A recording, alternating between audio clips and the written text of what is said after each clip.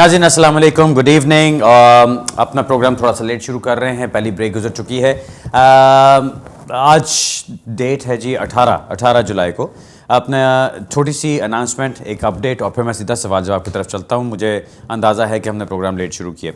Announcement हमारी क्या है, इस हफ्ते की जो अपॉइंटमेंट्स होंगी बर्मिंघम में इंशाल्लाह लोगों से मुलाकात होगी। पिछला हफ्ता मैनचेस्टर बहुत अच्छा रहा था, बहुत बिजी रहा था।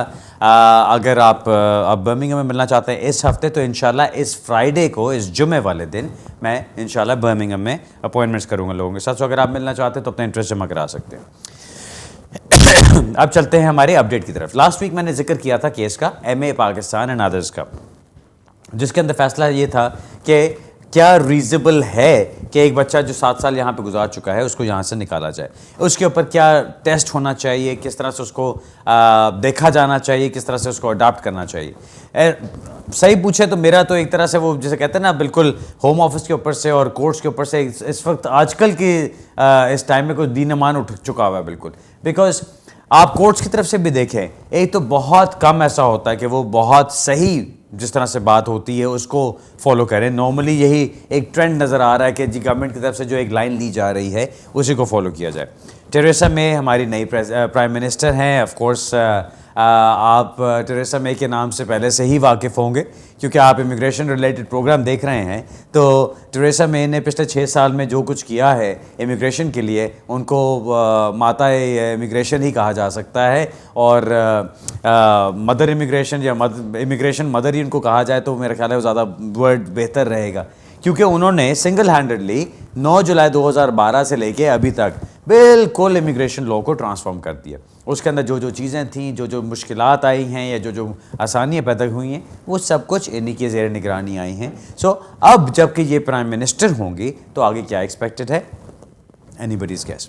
मैं जो चीज़ अभी देख रहा हूँ, जो फौरी तौर पे अभी नज़र आ रहा है, बहुत सारी पॉलिसीज़ अपडेट हो रही हैं होम ऑफिस की वेबसाइट के ऊपर। बहुत सारी चीज़ें अपडेट हो रही हैं होम ऑफिस की अपनी गाइडेंस के अंदर, जिसके अंदर पता चलता है कि कुछ ना कुछ हरकत पीछे चल रही है। मैंने पहले भी शायद मेंशन किया था, एक बहुत बड़ा डेटाबेस बनाया जा रहा है, उसके ऊपर काम हो रहा है। कब वो तैयार होता है, कब उसको इंट्रोड्यूस कराते हैं, आई डोंट नो। लेकिन इस वक्त जो मैं MA एंड अदर्स की बात करना चाह रहा था, कहाँ से ये सारा जिक्र आया वो दीन ईमान उड़ जाने का इनके ऊपर से, वो इसलिए आया कि केसेस जब आते हैं उन केसेस को कानून की शक्ल कोर्ट की तरफ से दे दी जाती है, लेकिन उसको इम्प्लीमेंट किया जाता है होम ऑफिस की तरफ से।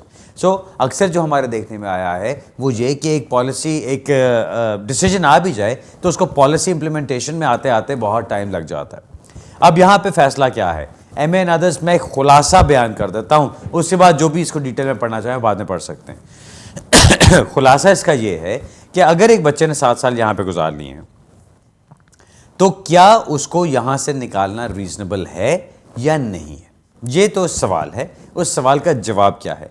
अभी से पहले जो होम ऑफिस की अप्रोच चल रही थी वो ये थी कि जी ये बच्चा जो है जिसने 7 साल गुजार लिए यहाँ पे, बताओ इसकी ऐसी क्या एक्सेप्शनल या ऐसी क्या इंपॉर्टेंट चीज़ है कि जिसकी वजह से हम इसको यहाँ रहने दें, ऐसी क्या बात है। अब ये सवाल ऐसा था कि भाई आप ये बताएं कि आपको यहाँ पे रहने के लिए क्या रीज़न चाहिए, क्यों आपको यहाँ पे रहने दिया जाए। आप कहते हैं जी मैं 7 साल से यहाँ पे रह रहा हूँ, मुझे कोई और लैंग्वेज नहीं आती, मैं अपनी कंट्री में नहीं गया। तो कहते हैं भाई ये तो कोई बड़ी बात नहीं है, आप अपनी कंट्री में जाएं, अपने माँ बाप के साथ जाएंगे, आप वहाँ जाके लैंग्वेज सीख सकते हैं, वो आपको हेल्प करेंगे। आप अपनी कंट्री में जाएं, आप नेशनल होंगे उस कंट्री के, आपको वहाँ पे जाके सारा कुछ मिलेगा, तो क्या वजह कि आप नहीं जा सकते। आपकी लैंग्वेज की बात है, लैंग्वेज भी आप पिकअप कर लेते हैं, बाकी आपकी फैमिली स्ट्रक्चर आपके साथ होगा, आप सारा कुछ पिकअप कर सकते हैं। तो फिर कोई ऐसी बात नहीं है कि आप जाके वहाँ पर ना रह सकें, इसलिए हम आपको वापस भेज रहे हैं, क्योंकि आपने कोई रीज़न नहीं दिया कि क्यों आपका यहाँ पर रहना ज़रूरी है। MA एंड अदर्स को पढ़ के जो मुझे चीज़ समझ आती है, जो एक खुशामदीद किस्म की चेंज है, वो ये है कि इसमें ये कहा जा रहा है कि अनलेस कोई बहुत अच्छे रीजंस हैं बच्चे को निकालने के, उसको यहाँ पे स्टेटस दे दो। यानी वो एक्सेप्शन और रूल की जो बात है उसमें डिफ्रेंशिएट किया जा रहा है। पहले वाला जो एक कॉन्सेप्ट, जो एक अप्रोच चलती आ रही थी वो ये थी कि द रूल वॉज हर एक को यहां से निकालो जब तक वो आपको कोई एक्सेप्शनल चीज ना दिखा सके कि जिसकी बेस पे उसको यहां रहने दिया जाए। इसलिए हम भागते फिरते थे कि जी ये बच्चा बड़ा टैलेंटेड म्यूजिशियन है, ये बच्चा अगर अभी 8 साल की उम्र में, 10 साल की उम्र में वायलिन प्लेयर है, आगे जाके क्या कुछ कर सकता है, बड़ा टैलेंटेड है, इसको यहाँ पे रहने की इजाज़त है। सो हम ऐसे कोई रीजंस ढूंढते थे जो एक्सेप्शनल किस्म के होते थे कि जिसकी वजह से हम ये आर्ग्यू कर सकें कि इस बच्चे को यहाँ पे रहने दिया जाए। एम एन अदर्स को पढ़ के कम से कम जो अप्रोच समझ आती है वो ये है कि अगर एक बच्चे ने 7 साल गुजार लिए हैं तो आप अस्यूम ये करें कि उसको यहाँ पे रहने की इजाज़त मिलनी चाहिए, अनलेस आपके पास बड़े स्ट्रॉन्ग रीजंस हैं उसको यहाँ से निकालने के, यानी कोई क्रिमिनल ऑफेंसेस हैं, कोई आइडेंटिटी चेंजेस हैं, कोई इस तरह की चीज़ें, उनके ऊपर आप इसको कर सकते हैं। ये एक बड़ा इंपॉर्टेंट डिफरेंशिएटिंग फैक्टर है। प्रैक्टिकली क्या होगा, होम ऑफिस इसको कैसे देखेगा, एक्सेप्ट करेगा, नहीं करेगा, आई हैव नो आइडिया। और जैसे जैसे ये मामला चलेंगे तो हम उसके मुताबिक देखते जाएंगे कि आगे जाके क्या होता है और हमने किस तरह की चेंजेस अपने अंदर लानी है। लेकिन मैं इतना ज़रूर कहता चलूँ कि कुछ चीज़ें आपको अभी बहुत अच्छी लगेंगी, जहाँ से पता लगेगा कि रूल्स के अंदर और पॉलिसीज़ के अंदर कोई चेंज आ रही है तो कोई मुस्बत रास्ते की तरफ जा रहे हैं।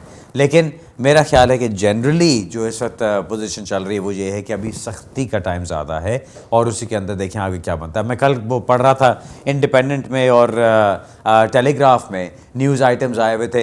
एक ये था कि जी यूरोपियन नेशनल्स जो हैं अगर वो 35,000 पाउंड से ज़्यादा कमा रहे हैं तो उनको रहने की इजाज़त दे दी जाए। अब ये चीज़ इमिग्रेशन के अंदर यूरोपियन रेगुलेशंस के अंदर पहले कहीं नहीं थी, 35,000 का कहीं जिक्र ही नहीं था। अब एक वो चीज़ इंट्रोड्यूस की गई है। टेलीग्राफ तो खैर एक और उनको शौक होता अपनी हेडलाइंस का ज़्यादा ढंडोरा पीटने का। सो वहाँ पे एक हेडलाइन जो थी वो ये थी कि जी स्टूडेंट्स को मजबूर किया जाएगा कि वो अपने कोर्स ख़त्म होने के बाद वापस अपनी कंट्री जाएँ और अगर एक्सटेंशन लेना चाहते हैं तो वहाँ से लेकर आएँ ताकि वो 10 साल एक्यूमुलेट ना कर सकें। ये कोई नई बात तो नहीं है, ये तो बहुत पहले का कानून बन चुका है और उसको लागू भी किया जा रहा है। तो फिर अब उसको हेडलाइन बनाने की क्या सेंस बनती है समझ नहीं आती। लेकिन सिर्फ बताने का मकसद ये है कि immigration is a very hot topic जिसको हर जगह पे डिस्कस किया जाता है और ख़ास तौर पे जब आपने वोटर्स के अंदर, लोकल कम्युनिटीज़ के अंदर आपने एक जोश और जज्बा जगाना हो, चाहे नेगेटिव चाहे पॉजिटिव, आप इमिग्रेशन को शुरू करें या रिलीजन को शुरू करें, देखें क्या ढाँ पटास होती है सारी। नाज़रीन सवाल जवाब की तरफ चलते हैं, पहली कॉल लेते हैं जी। हेलो। अस्सलाम वालेकुम। वालेकुम अस्सलाम जी। मैं जुल्फ़कार बात कर रहा हूँ। मेरी 10 ईयर लॉन्ग टाइम रेजिडेंसी के मतलब मेरा बीच में गैप आ गया था तो उसकी वजह से रिफ्यूज़ हो गया। तो अपर ट्राइबल की तरफ से मुझे प्राइवेट लाइफ बेसिस 276 AD के ज़रिए वो मिल गया 2.5 ईयर का। लेकिन मैंने पूछना है कि क्या मैं अब आगे स्पॉन्सर कर सकता हूँ? अगर फ्यूचर में मैं शादी करता हूँ तो क्या मैं उनको किसी कंट्री से बुला सकता हूँ अपार्ट फ्रॉम माई नेशनैलिटी, जहाँ से मेरी नेशनैलिटी है उसके अलावा किसी और कंट्री से? ओके, बस यही सवाल है आपका? जी ओके, चलिए मैं बताता हूँ जी। आपका सवाल जो मुझे समझ आ रहा है वो सिंपली ये है कि आपको डिस्क्रिशनरी लीव मिली है 2.5 साल की, आपको 10 साल के रूट के ऊपर डाला गया है for indefinite leave to remain. तो आप ये पूछना चाहते हैं कि आप किसी को स्पॉन्सर करके वाइफ को या पार्टनर को यहाँ पे बुला सकते हैं कि नहीं। इस तरह से तो मुश्किल है जी, क्योंकि अगर आपको डिस्क्रिशनरी लीव मिली है तो डिस्क्रिशनरी लीव के अंदर आपके पास वो पावर नहीं है जिस तरह किसी ILR होल्डर के पास है या किसी यूरोपियन नेशनल के पास है जो अपने ट्रीटी राइट्स एक्सरसाइज कर रहे हैं या किसी ब्रिटिश नेशनल के पास है कि वो एक स्पाउस वीज़ा की एप्लीकेशन डाल सकें। आप तो डिपेंडेंट की एप्लीकेशन भी नहीं डाल सकते बिकॉज आपका अपना स्टेटस जो चल रहा है वो ये इस बेस पे चल रहा है। सो मेरा नहीं ख्याल कि आपको वो अलाउ करेंगे इसके ऊपर। बाकी ये कहने के बाद एक चीज़ मैं ज़रूर कहूँगा, किसी भी चीज़ में किसी भी आपने डायरेक्शन में जाना है तो वो रास्ता तभी बनता है जब आप उसको फोर्स करते हैं, जब आप वो रास्ता बनाने की कोशिश करते हैं। सो अगर आप महसूस करते हैं कि आप अपने पार्टनर को, अपनी वाइफ को यहाँ पे लेकर आना चाहते हैं, आप जाएं, जाके शादी करें, शादी करके उसके बाद अप्लाई करें। ज़्यादा से ज़्यादा क्या होगा, रिफ्यूज़ कर देंगे, doesn't matter, you will learn something from it. So मेरे नज़दीक ये बेहतर है कि आपको एक चीज़ 100% पता चल जाए, बजाय ऐसे कि आप कहें कि नहीं शायद मैं ट्राई कर लेता तो हो जाता। मैं जो जानता हूँ कानून को, जिस तरह मैं समझता हूँ, अगर आपके पास डिस्क्रिशनरी लीव है तो आप किसी को स्पॉन्सर नहीं कर सकते। हाँ, विजिट वीज़ा पे स्पॉन्सर करना हो तो कर सकते हैं, लेकिन आप जो सेटलमेंट की अगर बात करेंगे तो सेटलमेंट के लिए स्पॉन्सर नहीं कर सकते। अगर आप अपनी वाइफ को बुलाना चाहते हैं कि जी आओ, आके मेरे पास थोड़ी देर रहो, 2-3 महीने रहो, फिर वापस चले जाओ, क्योंकि जब आपको वीज़ा मिलता है विजिट का तो आपको 3 महीने का मिलता है। आप अपनी जो एप्लीकेशन करते हैं उसमें आप सब कुछ बताते हैं कि मेरी वाइफ है, मैं डिस्क्रिप्शन लीव पे हूँ, स्पॉन्सर नहीं कर सकता, तो मैं चाहता हूँ कि वो आती आती रहे यहाँ पे, उसके लिए मुझे विजिट वीज़ा चाहिए, तो you can do that certainly. Alright sir, best of luck ji. अगला सवाल लेते हैं जी। हेलो।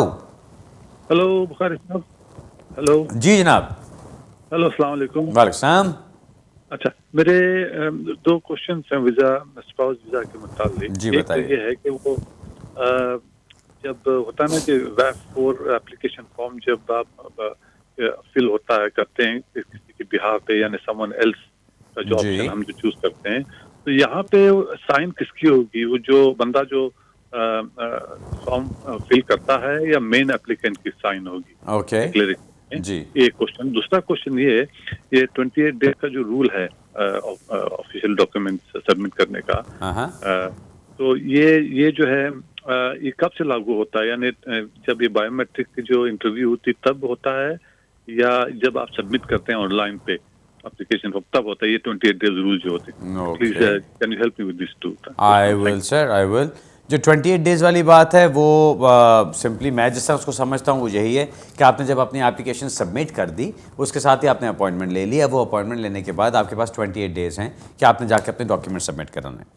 ठीक है ji. So from the date of application अपने 28 डेज़ के अंदर आपने डॉक्यूमेंट्स भी वहाँ पहुँचाने हैं। इट्स आई वुड से कि ये मेरी अपनी एक लॉजिक है रादर देन एक्सपीरियंस, बिकॉज मैंने कभी इतनी देर इंतज़ार नहीं किया। सो मैं ये कहूँगा कि जी बेहतर यही है कि आप अपनी एप्लीकेशन कीजिए और उसके 28 दिन के अंदर अंदर आप उसको लॉन्च करा दीजिए डॉक्यूमेंट्स को। बाकी आपने पूछा कि कोई और फॉर्म फिल करता है तो सिग्नेचर किसके होंगे? सिग्नेचर तो आपकी वाइफ के ही होंगे जी, क्योंकि एप्लीकेशन तो उनकी बिहाफ पे की जा रही है और अगर वो सिग्नेचर करती हैं तो वो क्या सर्टिफाई कर रही हैं? वो ये कह रही हैं एप्लीकेशन किसी और ने भरी है लेकिन I have been red out, यानी मुझे सब कुछ मुझे सब कुछ बताया गया है कि उस एप्लीकेशन में क्या लिखा हुआ है और उसकी बेस पे मैं इसको सिग्नेचर कर रही हूँ कि मैं कंफर्म करती हूँ कि जो कुछ इसमें है वो सब कुछ सही है। ये एप्लीकेंट की तरफ से होना चाहिए। ऑलराइट जी, ऑल द बेस्ट है। अगला सवाल लेते हैं जी। हेलो। हेलो, अस्सलाम वालेकुम जी वालेकुम सलाम। अली साहब, मैं अली बात कर रहा हूँ जी। तो मुझे ये क्वेश्चन था, मेरे डिस्क्रिप्शन लीव पे 6 ईयर मुकम्मल हो रहे हैं नेक्स्ट ईयर, ठीक। तो मुझे इंडेफिनिट ड्यू है मेरा, तो मुझे क्या उसके लिए कोई कोर्स करना पड़ेगा, यूके लाइफ टेस्ट और B1 like this? Okay. And और दूसरा क्वेश्चन ये था कि मैंने अपने माँ बाप को यहाँ पे बुलाना था विजिट के लिए, जी। तो उसका क्या प्रोसीजर होगा? ओके। प्लीज, जैसे मैं आपने क्या इंडेफिनिट के बाद बुलाना है क्या पहले बुलाना है? हेलो। जी जी जी मैं कह रहा हूँ इंडेफिनिट लीव के बाद बुलाना है माँ बाप को कि पहले बुलाना चाहते हैं? नहीं, पहले मैं, क्योंकि उनकी तबीयत वगैरह नहीं है ठीक, तो मैं सोच रहा था कि अभी उन्हें बुला लेता, थोड़ा विजिट करवा लेता मेरा। ओके, तो आप उनको विजिट पे ही बुलाना चाहते हैं? ओके चलें ठीक है, बताता हूँ जी। नंबर 1 आपका सवाल, आप कोई टेस्ट वगैरह आपको करने की ज़रूरत है, life in the UK test and everything. आपको 6 साल की डिस्क्रिप्शन लीव के बाद आपने इंडेफिनिट लीव के लिए अप्लाई करना है। आपको ना इंग्लिश टेस्ट की ज़रूरत है ना आपको life in the UK test की ज़रूरत है, दोनों चीज़ों से आपकी एग्जाम्पशन होती है। सो उसके अंदर आप छोड़ सकते हैं उसको। दूसरा सवाल आपका अपने पेरेंट्स के बारे में पूछा कि आप अपने पेरेंट्स को बुलाना चाहते हैं, आपके पास अभी इंडेफिनिट लीव नहीं है, अभी आप खुद एक लीव के ऊपर चल रहे हैं जो आपकी एक temporary, it's not temporary ji, it's a leave to remain on a discretionary basis जिसके ऊपर आप चल रहे हैं। सो आप अप्लाई करके आप उनको विजिट के लिए ज़रूर बुला सकते हैं, आप स्पॉन्सर कर सकते हैं उनको, लेकिन आप उनको परमानेंट नहीं रख सकते जब तक आपके पास अपना परमानेंट रेजिडेंस नहीं होता यहाँ पे, यानी आपके पास इंडेफिनिट लीव नहीं होती। जब आपके पास वो हो जाती है तब आप अपने पेरेंट्स को बुला सकते हैं कि जी ये मैं यहाँ पे इनको रखना चाहता हूँ, और फिर जो भी रूल्स होंगे उसके मुताबिक आप अप्लाई करेंगे तो फिर वो काम भी हो जाता है। लेकिन for now at this stage जब आपके पास इंडेफिनिट लीव नहीं है, आप उनको विजिट के लिए बुलाना चाहें तो डेफिनेटली बुला सकते हैं, उसमें कोई आपके ऊपर रिस्ट्रिक्शन नहीं है। मेक श्योर या तो आप उनकी इनकम दिखाते हैं या आप अपनी इनकम इतनी दिखाते हैं कि आप उनको सपोर्ट कर रहे हैं, प्लस आपको दिखाना होगा कि जी वो वहाँ पे कैसे रहते हैं, क्या आप उनको लुक आफ्टर करते हैं, क्या वो खुद रहते हैं, कोई सर्वेंट्स हैं, कोई हेल्थ कैसी है उनकी, पैसा कितना उनके पास आता है, कोई अपनी पेंशन आती है, कोई ऐसी इनकम वगैरह, वॉट एवर द सर्कमस्टांसेस में भी। मैं इसमें पूरी डिटेल में नहीं जाना चाहता बिकॉज कई दफ़ा होता है लोग यहाँ से सुन के कहते हैं बस मिल गई सारी इन्फॉर्मेशन आप खुद ही कर दो। It's not going to happen ji, क्योंकि अब जिस तरह से कानून को बना दिया गया है, जिस तरह से उन्होंने छोटी छोटी टेक्निकलिटीज़ डाल दी हैं, उसके वो बड़े आराम से आपको रिफ्यूज़ कर सकते हैं। सो आई वुडंट सजेस्ट कि आप इसको सिर्फ हल्का फुल्का एक सरफेस पे समझ के और फिर जाके आप अपनी एप्लीकेशन शुरू कर दें। Understand the case first, understand the law first, understand the facts first, उसके बाद फिर काम कीजिएगा आगे। Best of luck ji. अगला सवाल है जी। हेलो हेलो जी। बुखारी जी जी बोल रहा हूँ जी। थैंक यू वेरी मच, ਤੁਸੀਂ ਹੈਲਪ ਕਰਦੇ ਸਾਰਿਆਂ ਦੀ। मैं कोशिश करना जी, दसो की करना। ਹਾਂਜੀ ਤੇ ਮੈਂ ਪੁੱਛਣਾ ਸੀ, ਮੇਰੀ daughter C 4 year and half ਦੀ ਪਿਛਲੇ ਸਾਲ, अच्छा ਤੇ ਅਸੀਂ FLRFP ਐਪਲੀਕੇਸ਼ਨ ਕੀਤੀ ਸੀ 3 ਮਹੀਨੇ ਬਾਅਦ ਰਿਫਿਊਜ਼ ਕਰਤੀ।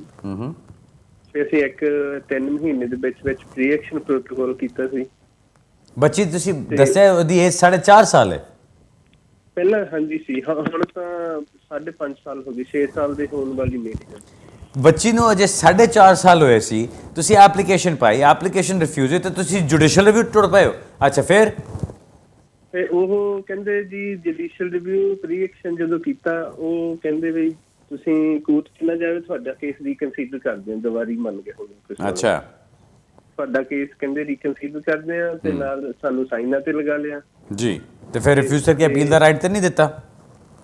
ਪਹਿਲਾਂ ਆਊਟ ਆਫ ਕੰਟਰੀ ਦਿੱਤਾ ਸੀ ਰਿਫਿਊਜ਼ਲ ਦੇ ਨਾਲ, ਤੇ ਉਹਨੇ ਸਾਨੂੰ ਕਹਿੰਦੇ 3 ਮਹੀਨੇ ਜਵਾਬ ਦੇਵਾਂਗੇ, ਹੁਣ ਜਵਾਬ ਹੀ ਨਹੀਂ ਆਇਆ। 9 ਮਹੀਨੇ ਹੋ ਗਏ, ਅਸੀਂ ਰਿਪੋਰਟਿੰਗ ਤੇ ਜਾਈ ਜਾਂਦੇ ਕੰਟੀਨਿਊ। ਠੀਕ ਹੈ। ਤੇ ਹੁਣ ਅਸੀਂ ਸਾਈਨਿੰਗ ਤੇ ਜਾਈਏ ਤੇ ਕੋਈ ਉਹਨਾਂ ਨੂੰ ਲੈਟਰ ਲੂਟਰ ਨਾ ਪਾਈਏ ਤਾਂ ਇਹੀ ਚੰਗੀ ਗੱਲ ਹੈ ਸਾਡੇ ਵਾਸਤੇ, ਏਦਾਂ ਟਾਈਮ ਲੰਘ ਜਾਊਗਾ। ਅੱਛਾ ਜੀ, ਹੋਰ ਕੁਝ ਪੁੱਛਣਾ ਤੁਸੀਂ? ਹਾਂਜੀ ਇਹੀ ਪੁੱਛਣਾ ਸੀ, ਇਹੀ ਇੰਪੋਰਟੈਂਟ। ਓਕੇ ਚਲੋ ਮੈਂ ਦੱਸਦਾ ਜੀ। ਓਕੇ ਸਰ ਜੀ, ਤੁਸੀਂ ਇੱਕ ਥੋੜਾ ਜਲਦੀ ਸ਼ੁਰੂ ਕਰ ਲਿੱਤਾ ਆਪਣਾ ਸਿਸਟਮ ਸਾਰਾ, ਕਿਉਂਕਿ ਬੱਚੀ ਨੂੰ ਅਜੇ 4.5 ਸਾਲ ਹੋਏ ਨੇ ਤੇ ਤੁਸੀਂ ਐਪਲੀਕੇਸ਼ਨ ਕਰਕੇ ਰਿਫਿਊਜ਼ ਕਰਾ ਕੇ ਜੁਡੀਸ਼ੀਅਲ ਰਿਵਿਊ ਵੀ ਚੱਲ ਪਾਏ ਹੋ। ਬਿਕੋਜ਼ ਠੀਕ ਹੈ, ਮੈਂ ਵੀ ਕਹਿਣਾ ਕਿ ਜੀ ਐਪਲੀਕੇਸ਼ਨ ਤਾਂ ਡਾਲੋ ਜ਼ਰੂਰ, ਐਪਲੀਕੇਸ਼ਨ ਡਾਲੇ ਬਗੈਰ ਤੇ ਤੁਹਾਨੂੰ ਕੁਝ ਵੀ ਨਹੀਂ ਮਿਲਣਾ। ਐਪਲੀਕੇਸ਼ਨ ਜ਼ਰੂਰ ਪਾ ਦਿਓ, ਲੇਕਿਨ ਉਹਦੇ ਬਾਅਦ ਅਗਰ ਤੁਹਾਨੂੰ ਰਿਫਿਊਜ਼ਲ ਆਇਆ ਤੇ ਤੁਹਾਨੂੰ ਨਜ਼ਰ ਆ ਰਿਹਾ ਕਿ ਕਿਸੇ ਕਾਨੂੰਨ 'ਚ ਨਹੀਂ ਆਉਂਦੇ, ਤੇ ਫਿਰ ਤੁਸੀਂ ਜੁਡੀਸ਼ੀਅਲ ਰਿਵਿਊ ਕੀ ਕਰਨ ਜਾ ਰਹੇ ਹੋ ਸਰ? ਮੈਨੂੰ ਇਹ ਜ਼ਰਾ ਥੋੜਾ ਜਿਹਾ ਸਟ੍ਰੇਂਜ ਲੱਗਿਆ ਉੱਥੇ, ਲੇਕਿਨ ਚਲੋ ਠੀਕ ਹੈ, ਹੁਣ ਤਾਂ ਤੁਸੀਂ ਕਰਤਾ ਜੋ ਵੀ ਤੁਸੀਂ ਪ੍ਰੀ ਐਕਸ਼ਨ ਪ੍ਰੋਟੋਕਾਲ ਕਰਨਾ, ਸਾਰਾ ਕੁਝ ਕਰਨਾ ਕਰਤਾ। ਹੁਣ ਤੁਸੀਂ ਇਹ ਪੁੱਛਦੇ ਹੋ ਕਿ ਜੀ ਤੁਹਾਡੇ ਲਈ ਕੀ ਬਿਹਤਰ ਹੈ, ਕਿ ਤੁਹਾਡੀ ਇੰਤਜ਼ਾਰ ਕਰਨਾ ਬਿਹਤਰ ਹੈ, ਕੀ ਕਰਨਾ? ਹੁਣ ਤੁਸੀਂ ਅਗਰ ਇਹ ਸੋਚਦੇ ਹੋ ਕਿ ਜੀ ਬੱਚੇ ਨੂੰ 5.5 ਸਾਲ ਹੁਣ ਹੋ ਗਏ ਨੇ ਔਰ 2 ਸਾਲ ਦੀ ਤਾਂ ਗੱਲ ਰਹਿ ਗਈ ਹੈ, ਮਾੜੀ ਜੀ ਗੱਲ ਹੈ, ਕੋਈ ਮਸਲਾ ਨਹੀਂ ਹੈ, ਇਹ ਗੁਜ਼ਰ ਜਾਏਗਾ ਤਾਂ ਫਿਰ ਕੰਮ ਹੋ ਜਾਏਗਾ। ਅਗਰ ਤੁਸੀਂ ਉਸ ਤਰ੍ਹਾਂ ਸੋਚਦੇ ਹੋ ਤਾਂ ਸੋਚ ਸਕਦੇ ਹੋ, ਲੇਕਿਨ ਕਾਨੂੰਨੀ ਤੌਰ 'ਤੇ ਮੈਂ ਜਿਹੜਾ ਤੁਹਾਨੂੰ ਮਸ਼ਵਰਾ ਦੇ ਸਕਦਾ ਉਹ ਸਿਰਫ ਇਹ ਹੈ, ਅਗਰ ਅੱਜ ਦੇ ਕਾਨੂੰਨ ਵਿੱਚ ਤੁਸੀਂ ਨਹੀਂ ਆਉਂਦੇ ਤੇ ਫਿਰ ਓਬਵੀਅਸਲੀ ਤੁਸੀਂ ਇੱਥੇ ਨਹੀਂ ਰੁਕ ਸਕਦੇ। ਅਗਰ ਤੁਸੀਂ ਇੱਥੇ ਨਹੀਂ ਰੁਕ ਸਕਦੇ, ਤੁਹਾਨੂੰ ਵਾਪਸ ਜਾਣਾ ਚਾਹੀਦਾ ਤਾਂ ਕਿ ਤੁਸੀਂ ਜਾ ਕੇ ਅਗਰ ਦੁਬਾਰਾ ਆਉਣਾ ਚਾਹੋ ਤਾਂ ਤੁਸੀਂ ਉਹ ਚੀਜ਼ ਕਰ ਸਕਦੇ ਹੋ। ਉਹਦੇ 'ਤੇ ਕੋਈ ਰਿਕੁਆਇਰਮੈਂਟ ਨਹੀਂ ਹੈ, ਕੋਈ ਰਿਸਟ੍ਰਿਕਸ਼ਨ ਨਹੀਂ ਹੈ, ਪ੍ਰੋਵਾਈਡਡ ਤੁਸੀਂ ਸਭ ਕੁਝ ਸੋਚਦੇ ਆ ਸਮਝਦੇ ਆ 1 ਸਾਲ ਦਾ ਬੈਂਡ ਕੱਟ ਕੇ ਫਿਰ ਵਾਪਸ ਆਉਣਾ ਚਾਹੁੰਦੇ ਹੋ, ਕਿਉਂਕਿ ਤੁਸੀਂ ਓਵਰਸਟੇ ਹੋ ਹੈ ਨਾ, ਉਸ ਤਰ੍ਹਾਂ ਦੀ ਗੱਲ ਚੱਲ ਰਹੀ। ਜਿਹੜਾ ਤੁਸੀਂ ਐਪਲੀਕੇਸ਼ਨ ਦਾ ਕਹਿ ਰਹੇ ਹੋ ਕਿ ਜੀ ਇੰਤਜ਼ਾਰ ਕਰਨਾ ਚਾਹੀਦਾ, ਮੈਂ ਤਾਂ ਕਹਿੰਦਾ ਚੁੱਪ ਕਰਕੇ ਬੈਠੀ ਰਹੋ ਜਿੰਨੀ ਦੇਰ ਤੁਹਾਨੂੰ ਜਵਾਬ ਨਹੀਂ ਆਉਂਦਾ, ਕਿਉਂਕਿ ਐਟਲੀਸਟ ਤੁਹਾਡਾ ਕੁਝ ਪੈਂਡਿੰਗ ਹੈ। ਜਦੋਂ ਉਹ ਚੀਜ਼ ਰਿਫਿਊਜ਼ ਹੁੰਦੀ ਹੈ ਜਾਂ ਉਹਨੂੰ ਖਤਮ ਕਰ ਦਿੱਤਾ ਜਾਂਦਾ ਹੈ ਤੇ ਫਿਰ ਤੁਹਾਨੂੰ ਦੇਖਣਾ ਕਿ ਜੀ ਪ੍ਰੀ ਐਕਸ਼ਨ ਪ੍ਰੋਟੋਕਾਲ ਦਾ ਜਵਾਬ ਨਹੀਂ ਆਇਆ, ਰਿਫਿਊਜ਼ਲ ਲੈਟਰ ਨੂੰ 3 ਮਹੀਨੇ ਗੁਜ਼ਰ ਗਏ ਨੇ ਤੇ ਅਸੀਂ ਜੁਡੀਸ਼ੀਅਲ ਰਿਵਿਊ ਜਾ ਵੀ ਸਕਨੇ ਕਿ ਨਹੀਂ? ਮੇਰਾ ਨਹੀਂ ਖਿਆਲ ਕਿ ਤੁਹਾਨੂੰ ਜਾਣ ਦੀ ਕੋਈ ਸੈਂਸ ਬਣਦੀ ਹੈ। ਮੇਰਾ ਖਿਆਲ ਹੈ ਤੁਸੀਂ ਹੋਮ ਆਫਿਸ ਨੂੰ ਆਪਣੇ ਸਾਰਾ ਕੁਝ ਇਕੱਠਾ ਕਰਕੇ ਉਹਦੀ ਬੇਸ 'ਤੇ ਹੀ ਐਪਲੀਕੇਸ਼ਨ ਕਰੋ ਤਾਂ ਜ਼ਿਆਦਾ ਬਿਹਤਰ ਰਹੇਗਾ। ਲੇਕਿਨ ਤੁਹਾਡਾ ਅਜੇ ਟਾਈਮ ਨਹੀਂ ਹੈ, ਅਜੇ ਤੁਹਾਡੀ ਰੋਟੀ ਪੱਕੀ ਨਹੀਂ ਹੈ ਹੋਈ ਜੀ, ਕਿਉਂਕਿ ਬੱਚੀ ਨੂੰ ਤੁਹਾਡੇ ਅਜੇ 5.5 ਸਾਲ ਹੋਏ ਨੇ। ਅਗਰ ਤੇ ਉਹਨੂੰ 7, 7.5 ਸਾਲ 8 ਸਾਲ ਹੋ ਜਾਣ ਤੇ ਫਿਰ ਅਸੀਂ ਕਹਿ ਸਕਦੇ ਕਿ ਜੀ ਹੁਣ ਰਾइट टाइम है एप्लीकेशन करने का, अजय थोड़ा टाइम वो नहीं आया। ऑलराइट सर, नज़ीर अभी हम ब्रेक की तरफ चलते हैं, जो हमारी एक ही आज के प्रोग्राम में ब्रेक होगी। वापस आके अपना सवाल जवाब का सिलसिला जारी रखते हैं, दोबारा मिलते हैं थोड़ी सी देर में।